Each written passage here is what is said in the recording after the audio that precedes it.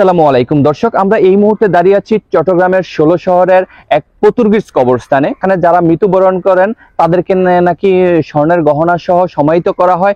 এটা কি আসলেই সত্যি নাকি নিছক মানুষের বানানো কল্পকাহিনী?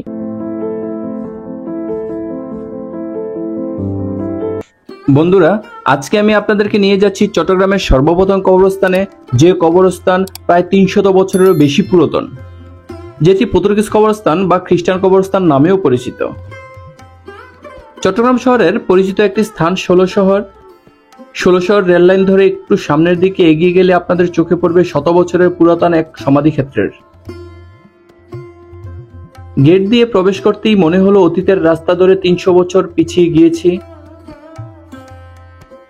প্রথমে কিছুটা ভয়ই লাগছিল। বিকেলের নরম রোদ হঠাৎ করে উধাও হয়ে শুরু হলো ঝিরিঝিরি বৃষ্টি। পরিবেশটা আরো নির্জন ও আরো ভীতিকর হয়ে উঠল। আমরা এই মুহূর্তে দাঁড়িয়ে আছি চট্টগ্রামের ১৬ শহরের এক পর্তুগিজ কবরস্থানে।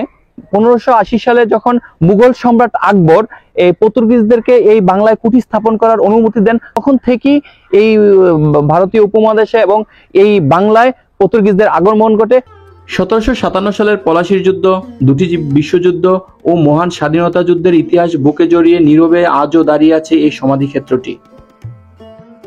এই সমাধিক্ষেত্রে অনেক বিশিষ্ট ব্যক্তিবর্গ সমাহিত হয়েছেন। তাদের মধ্যে governor general Lord Warren hosting এর বন্ধু চট্টগ্রামের চিফ কালেক্টর চার্লস ক্রফটস এর সমাধি। এই যে কবরটি দেখতে পাচ্ছেন, এটা হচ্ছে ১৬১ নম্বর কবর, এবং এই কবরের যিনি সমাহিত আছেন, মৃত্যুবরণ করেছেন, উনি হচ্ছে ১৭৮৬ সালে মৃত্যুবরণ করেছেন। ওনার মৃত্যুকালে ওনার বয়স হয়েছিল ৪২ বছর। উনি ছিলেন a close friends of Warren Hasting and chief collector Chittagong and member of Bengal board of revenue. কিন্তু দুঃখের বিষয়, আমরা ওনার কবরটায় এসে যেটা দেখতে পাচ্ছি, খুবই বাজে অবস্থা।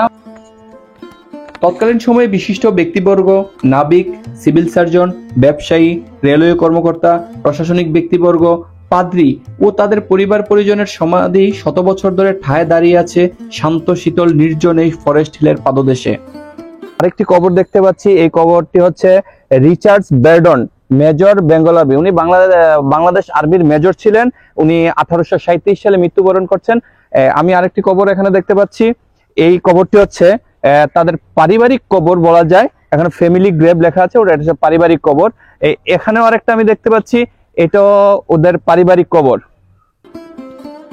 এখানে সমাহিত হয়েছেন ইংরেজ আমলের বিশিষ্ট ব্যক্তিবর্গরা। এখানে পুরাতন কবরের পাশাপাশি অনেক নতুন কবরও চোখে পড়বে। এখন যে সমাধিক্ষেত্রটি দেখতে পাচ্ছেন, এখানে স্বামী স্ত্রী শায়িত আছেন। স্বামী ১৯৮৮ সালে মারা যান এবং স্ত্রী মারা যান ২০১৭ সালে। দ্বিতীয় বিশ্বযুদ্ধের সময়ে এই এলাকায় নিহত সৈনিকদের এখানে সমাহিত করা হয়, কিন্তু পরবর্তীতে ওইসব কবরগুলো চট্টগ্রাম ওয়ার সেমেট্রিতে স্থানান্তর করা হয়। আজকে আমার সফর সঙ্গী হয়েছেন স্নেহের অনুজ সাগর। এখানে যে কবরটি দেখতে পাচ্ছেন, এখানে শায়িত আছেন স্কটল্যান্ডের বাসিন্দা জেমস ফরেস্ট মিল। প্রায় ১৪১ বছর পূর্বে উনি মৃত্যুবরণ করেছিলেন। পর্দায় যে সমাধিক্ষেত্রটি দেখতে পাচ্ছেন, এই সমাধিক্ষেত্রটি ১৬ মাস বয়সী এক বাচ্চার সমাধিক্ষেত্র। এই সমাধিক্ষেত্রে প্রিয়জনের স্মরণে উৎসর্গকৃত মহার্ঘ মার্বেল পাথরের এফিডেভিটগুলো গায়েব হয়েছে বহু আগেই। সমাধিক্ষেত্রের অনেকগুলো সমাধির নামফলক উঠে গেছে। পরিষ্কার পরিচ্ছন্নতার অভাবে এই সমাধিক্ষেত্রের অবস্থা খুবই করুণ। সমাধিক্ষেত্রটি মাদকসেবীদের আখড়ায় পরিণত হয়েছে। যথাযথ কর্তৃপক্ষ সমাধিক্ষেত্রটির যথাযথ রক্ষণাবেক্ষণের ব্যবস্থা করবেন বলে প্রত্যাশা করছি।